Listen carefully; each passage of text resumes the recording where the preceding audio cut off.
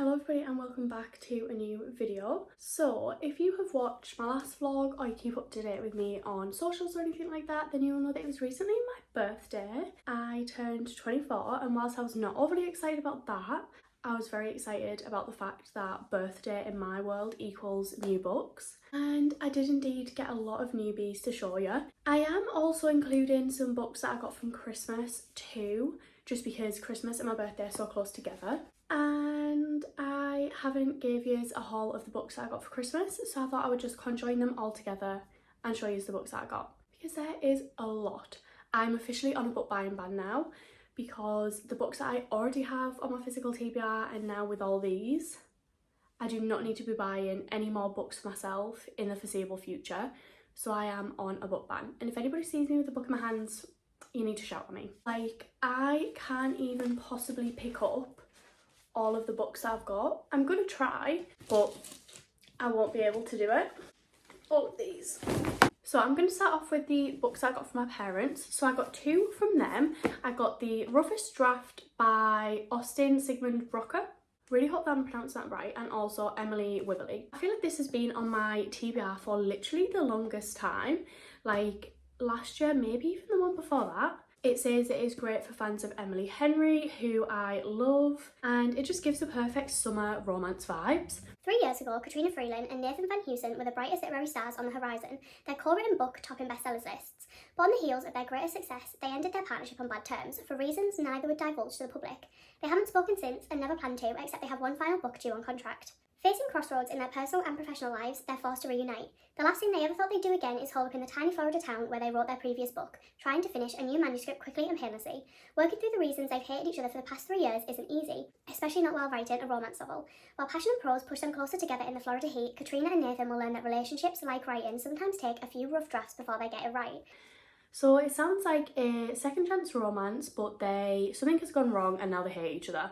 So they're in forced proximity and we are going to get a second chance at them working through their hatred, their angst towards each other, for a second shot at love. And I cannot wait to read it. This is going straight on my summer TBR. And then the next book that they got me was The 7-Year Slip by Ashley Poston. I read The Dead Romantics by this author last autumn, but this was a book that inspired me to read that, because I had seen so many people talking about this, but I did really love The Dead Romantics, but this one I think is supposed to be even better than that. I've seen so many people talk so highly about this, I've seen a lot of people give it a 5-star, and I just really wanted to read it. So this one is up on my TBR too. She kind of writes like a magical romance, but it's almost like not too in your face and not too much. Like obviously it's not really that believable, but I love it anyways, or at least from what I've read of The Dead Romantics. 6 months ago, Clementine West had the worst day of her life, so she came up with a plan to keep her heart safe, stay busy, work hard, take no risks, and it's been working. That is until one day she finds a strange man standing in her kitchen, a man with kind eyes, a crooked smile, and a recipe for the perfect lemon meringue pie. The kind of man that, before everything she could have fallen for, he's perfect, but for one thing, he lives in the past. 7 years ago to be exact. This should be impossible, but Clementine used to love impossible things, and maybe, just maybe, she will again. I feel like this is going to break my heart, because similar to The Dead Romantics, they are like in love, but they almost can't be together, like there's something stopping them. But I just feel like this will be a really easy, cute read. I haven't read like a cutesy little 300-page romance in what feels like forever. So I've got quite a lot here that I'm really excited to get into. And then from my brothers for Christmas, they did so well. They actually bought me books that I've already read, but that I either didn't have the physical books of, or that they were different covers. So first up we have the first 2 books in the Magnolia Park series. We have Magnolia Parks and Daisy Hates. If you have been here for a while, or even if you have literally looked at any one of my videos, any single Instagram post, you will know that this series lives in my head rent-free, and I would literally die for the storyline, the characters, the writing, everything. I love it so much. And basically they released new covers. So I have all 4 of the current books, Magnolia Parks, Daisy Hates, Magnolia Parks A Long Way Home, and Daisy Hates A Great Undoing, in the original covers. But basically they have released them in new covers, which are these ones. I hated them to begin with. I'm going to be so completely real. They just did not give what the original covers gave, and I will stand by that. But now that I've kind of accepted that the original covers I still will have, and I've been able to get the next release of the newest Magnolia packs in that original cover as well, I am like, okay, I feel like I can have the new covers as well. So basically my brothers picked up these new covers for me and they are going to join my Magnolia pack shelf. So I do need to pick up the other two that are currently out, and then when Into the Dark gets released, I'm also going to get the new cover of that too. And then the next one that they got me is Done and Dusted by Lila Sage.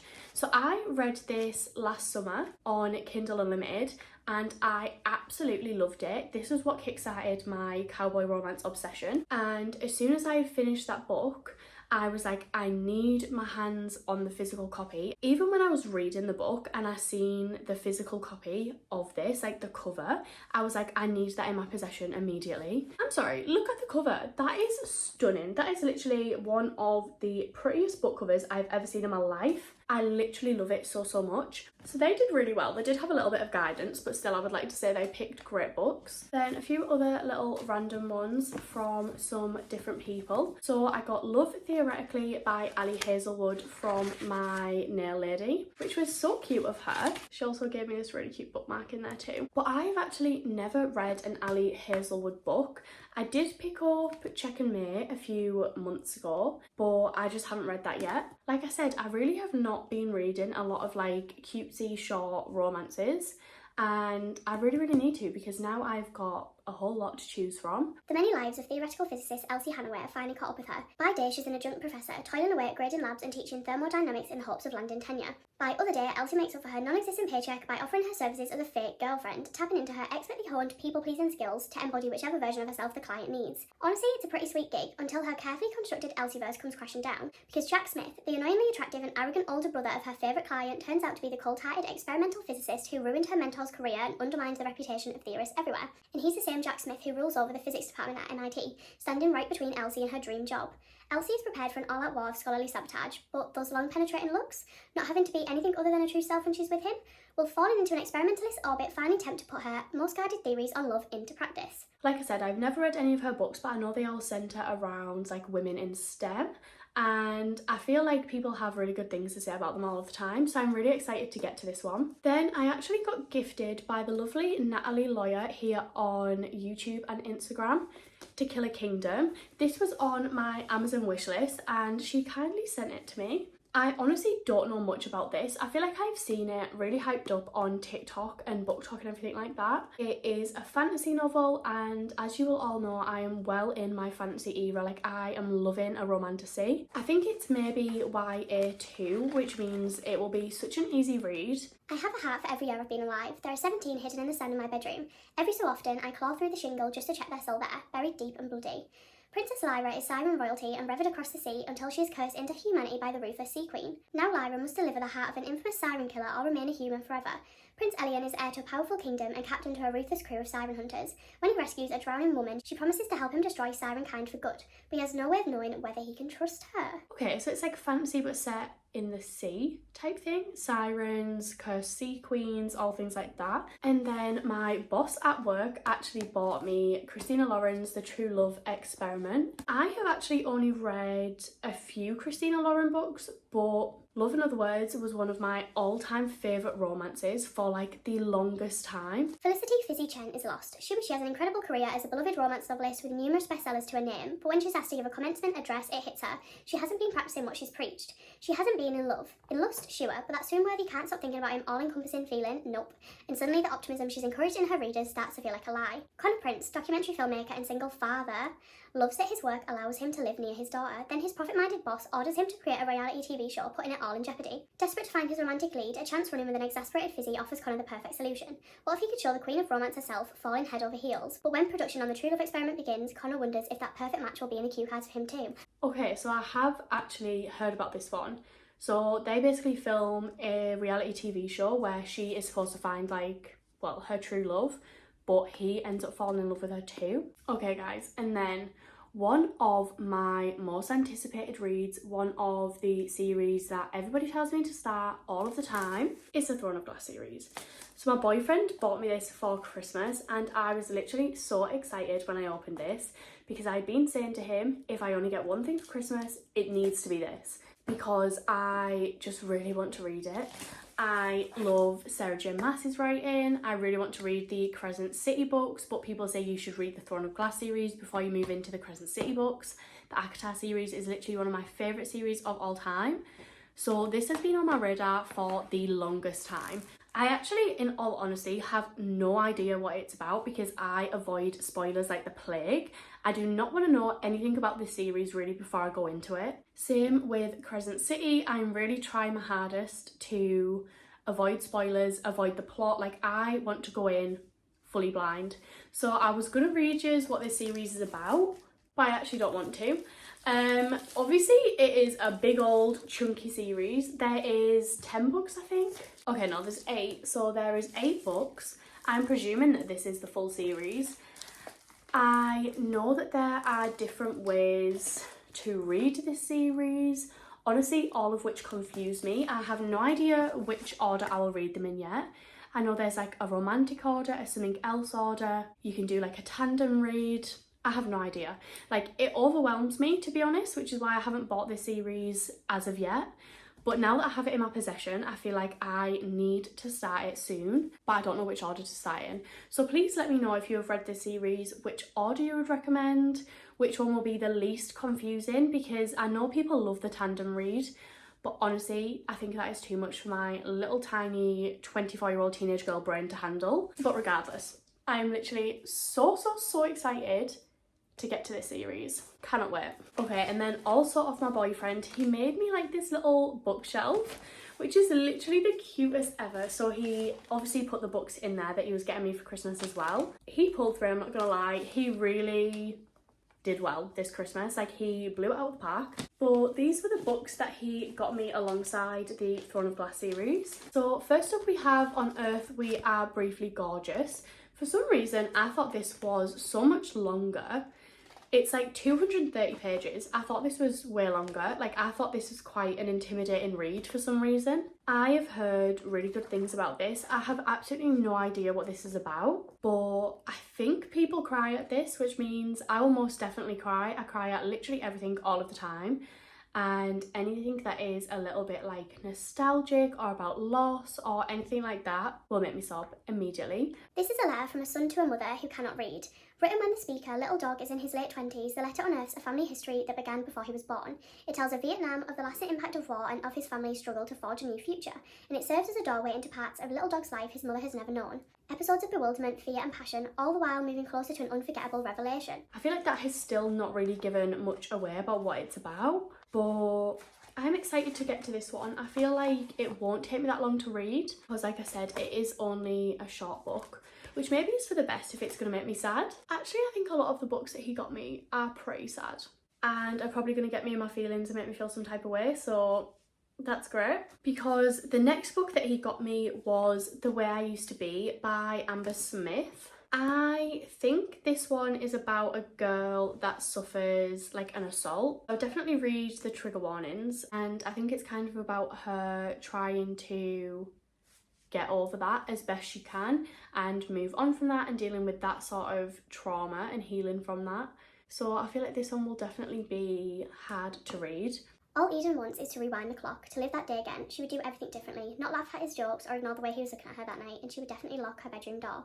But Eden can't turn back time, so she buries the truth along with the girl she used to be. She pretends she doesn't need friends, she doesn't need love, doesn't need justice. But as her world unravels, one thing becomes clear: the only person who can save Eden is Eden. So I think this one will definitely be a little bit more of like a deeper emotional read. So I'll have to kind of make sure I'm in the correct headspace to be reading this book before I go into it. Same with this one, which is Most of All You by Mia Sheridan. Mia Sheridan is the author of Archer's Voice, which I read a few years ago and absolutely loved. But I've actually not picked up another one of her books since, and I don't really know why. I think this one kind of has similar themes to the other book. From what I've heard anyway, I could completely be making that up. Crystal learned long ago that love only brings pain. Feeling nothing at all is far better than being hurt again. She guards her wounded heart behind a hard exterior and carries within her a deep mistrust of men who, in her experience, have only ever used and taken. Then Gabriel Dalton walks into her life. Despite the terrible darkness of his past, there's an undeniable goodness in him, and even though she knows the cost, Crystal finds herself drawn to Gabriel. His quiet strength is wearing down her defences and is causing her to question everything she thought she knew. Crystal and Gabriel never imagined that the world, which has stolen everything from them, would bring them a deep love like this.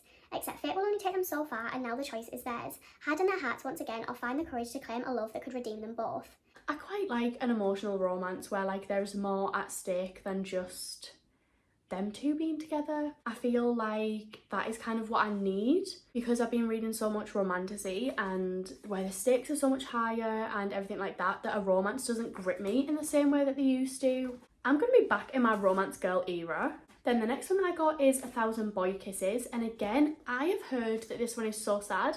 I have literally seen videos of people like bawling their eyes out at the end of this book, I think. Don't know how I feel about that as somebody that cries at literally everything. I'm just kind of looking for a cutesy little rom-com, so maybe I will not be picking this up soon. Rune Christiansen and Poppy Litchfield met as children and swore to be friends forever. As teenagers, this grew into a love that promised to last a lifetime. But their worlds were shattered when Rune was sent home to his native Norway. 2 years later, Rune is back and Poppy is ready for their happily ever after to begin. But the boy who returns is not the Rune she remembers. What happened to turn her sweet, thoughtful Rune into this brooding stranger? And will a secret Poppy is carrying bring them closer together or separate them forever? So it's like childhood friends to lovers. No. Childhood friends to lovers gets me every time. And then if you're going to make it sad too, and they have secrets and there's a past and there's things that they're hiding and potential trauma that they're going through, I don't know if I can get on board with it and survive afterwards. Okay, and then I got 2 Fredrik Backman books. So I really love Fredrik Backman's writing style. I have only read 2 of his books, which were Beartown and Us Against You. They are in like the Beartown series, which The Winners does follow on from. I'm sure this is the last book in the sort of like Beartown series. His writing style is just beautiful. Like, it takes a lot for me to read his books, but not in a bad way. Like, the writing isn't hard to digest. I feel like I just need to set the time aside to be able to fully dive into his books. Like, it's not something you can just kind of like skim and easily read through. The Beartown series essentially follows a small town in Sweden. They are a hockey town. They're kind of like out in the sticks, away from the big city, fend for themselves, everything like that. And then something traumatizing happens in the town and basically the residents of Beartown have to take a side. And then in the second book, we kind of see the consequences and the repercussions of what happened in the first book. But just the way that he writes the characters and the storyline and how he describes them and everything like that is just insane to me. Like, it is so good. He is 100% one of my favourite authors in terms of writing style. 2 years have passed since the events that no one wants to think about. Now, faced with fresh heartache, the residents of Beartown continue to grapple with life's big questions. What is a family? What is a community? And what are we willing to sacrifice in order to protect them? As the locals struggle to overcome the past, great change is on the horizon. Someone is coming home. Someone will be laid to rest. Someone will fall in love. Someone will try to fix their marriage. Someone will do anything to save their children. And someone will grab a gun and walk towards the ice rink. So, what are the residents of Beartown willing to sacrifice for their home? Everything. I am excited to read this book. I don't know if excited is the right word. Honestly, like I said, Backman's books do take me a while, and this one is the chunkiest of them all. It probably takes me about a month to read his books. Like I said, because of the writing style, I feel like I want to be like fully submerged in the book. So I do normally read it alongside something else. So it does take me a while. And then I also got Anxious People as well. I have no idea what this is about, but again, I've heard really good things, but I think that again comes from his writing style. This is actually a TV show, but I don't think it's available on the UK Netflix. It's New Year's Eve, and House Tricks estate agents are showing people around an upmarket apartment when an incompetent bank robber rushes in and politely takes everyone hostage. For Annalena and Roger, busy buying up apartments to fill the hole in their marriage, it's something else to talk about. For Julia and Ro, panicky parents-to-be, it's yet another worry. Lonely bank manager Zara only came here for the view, while 87-year-old grandmother Estelle seems rather pleased by the company. As the police gather outside, the anxious strangers huddled within try to make the best of a very sticky situation. But could it be that they have a whole lot more in common than meets the eye? I love the way that he writes characters and how they all interact with each other, so I'm really excited to read this one too. And then moving on to books that I got for my birthday, again we are going back to books that my boyfriend got me. He really just knows the way to my heart. which is obviously buying me books. So he got me quite a few. First one up is The Brutal Prince by Sophie Lark.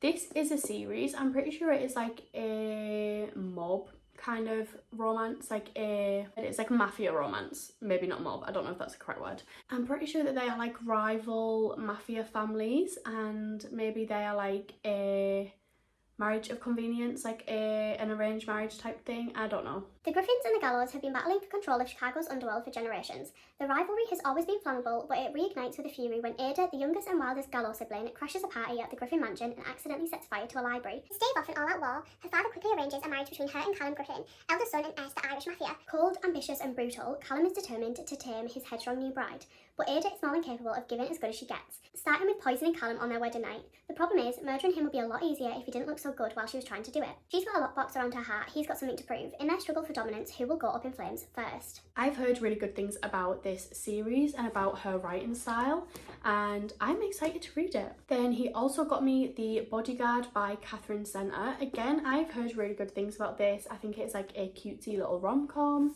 It's obviously a bodyguard romance, but she is the bodyguard, I'm pretty sure. Hannah might look like a kindergarten teacher, but the truth is she's an elite bodyguard who could kill you with her bare hands.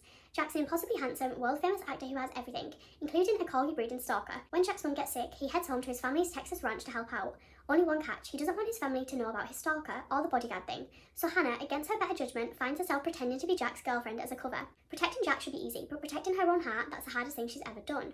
Okay, so it's forced proximity, fake dating, bodyguard romance. I feel like I'm gonna love this. I've heard really, really good things about it. Next up, he got me When in Rome by Sarah Adams. So I actually have Practice Makes Perfect by her as well, but I haven't read that one as of yet. Again, all of these are just giving cutesy little romance, and I am dying to jump into them. Amelia Rose is burned out from years of maintaining her public image as pop princess Ray Rose. Inspired by her favourite Audrey Hepburn film, Roman Holiday, she drives off in the middle of the night for a break in Rome, Kentucky that is. Running the pie shop his grandmother left him, no Walker is busy enough as it is, but after finding Amelia on his front lawn in her broken down car, he decides to let her stay in his guest room, on a very temporary basis of course. As the two of them grow closer, Noah starts to see a new side to Amelia, kind-hearted and goofy, yet lonely from years in the public eye. Amelia may have to go back to her other life someday, but for now she's perfectly happy falling in love with the cosy small town she's found herself in, and her grumpy tour guide isn't half bad either. Okay, so we've got like grumpy, sunshine, small town, and I just feel like I'm gonna love it. Then the last two books my boyfriend got me were the last two books in the Boys of Tommen series, or at least the last two that are out currently. We have Saving Six First and then Redeeming Six. These are about, okay, for a little bit of backstory, my boyfriend actually bought these, like I said, for my birthday. At that point, which was only, how many days ago? 4 days ago when I'm filming this book, I had not read a single book in this series. I am now literally about ready to go on to the third book because I have read the first two books in the series in like 3 days, which are Binding 13 and Keeping 13.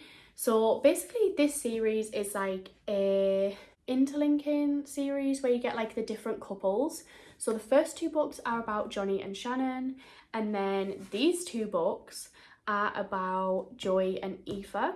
Guys, I literally said when I was reading the first book, I'm not ready for Joy's book because it is going to devastate me, like rip my heart out and chuck it on the floor. Like I am just not prepared. And the fact that I am nearly there, like I literally probably have about 200 pages left of Keeping 13, which means that I'll be starting this probably in the next few days, and I'm just not ready for that.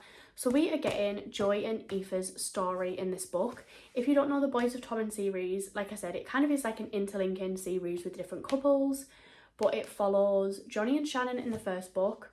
They go to Tommen College, they meet there, and it's kind of just, I don't know how to explain it really, it's kind of just following them. They're in school. Johnny is like a hotshot rugby player and Shannon is honestly the quiet, shy girl that has like a pretty traumatizing past.